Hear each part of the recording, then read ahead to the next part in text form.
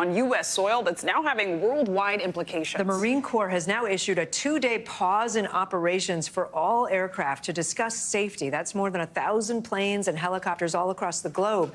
It comes after that lost fighter jet was finally found. It was missing for more than 24 hours. On Sunday, a pilot of the F-35 ejected from the cockpit over South Carolina. The pilot landed safely, but the $100 million plane could not be found. Yeah, last night, a debris field was discovered in rural South Carolina where the jet apparently crashed, according to the military. It was found about 2 hours northeast from Joint Base Charleston. Someone who lives nearby says he thinks he heard it.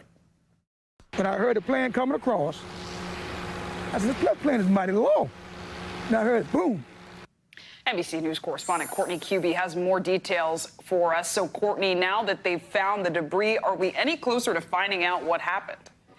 Yes. I mean, I think as this investigation will now really kick into gear, now that they have a debris field and that they have identified this wreckage. So, but there's still many more questions than there are answers. Among them, what was this mishap that caused the pilot to eject? Fortunately, the pilot safely ejected and was taken to a local hospital with no major injuries. But what was that initial mishap that caused the pilot to eject? And then exactly where did this aircraft go after the pilot ejected and it continued on autopilot, as you mentioned, flying for some time and landing about 2 hours north of Joint Base Charleston?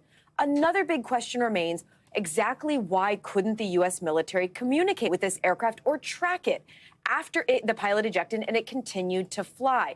Now, all of these questions leading to some local officials, including the Congresswoman Nancy Mace, whose district includes Charleston, to ask questions about whether the U.S. military, particularly the Marine Corps, were transparent enough, especially in the early hours when it wasn't really clear if there could be a danger to the public in the area. Here's what she told us in an interview. You would think that because of the trajectory, they at least knew until the pilot ejected based on the fuel that the pilot likely had, roughly how much time on autopilot the jet would have, but they didn't even have basic minimum information. Frustrated would be an understatement right now because our community deserves basic minimum answers. And some air safety and aviation experts have said the same thing. The military should have had a pretty good sense of where this thing was early on. Courtney, I got to ask, the F-35 program, it's one of the most expensive weapon systems I think ever developed. Estimates are $1.7 trillion it will be over the life of the program. And we said each plane costs $100 million. So what is the Air Force doing or the Marines doing to make sure these planes can operate safely for the pilots and for the people on the ground? Luckily, nobody was hurt. Well, in part, you mentioned this safety stand down. So the acting commandant of the Marine Corps ordered a 48-hour stand down for all aircraft, not just the F-35s here.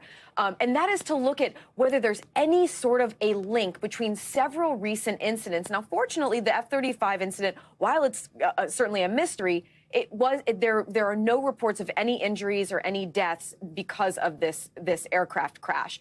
But just last month, there were 2 deadly crashes by U.S. Marine Corps aircraft. An F-18 near San Diego crashed, killing the pilot. And then off the coast of Australia, 3 U.S. Marines were killed when their Osprey crashed, and a number of others were injured, including at least one very seriously. So all of this has led to the Marine Corps saying all aircraft have to stand down for 2 days.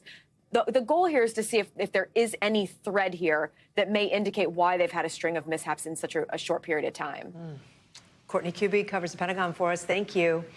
Thanks for watching. Stay updated about breaking news and top stories on the NBC News app or follow us on social media.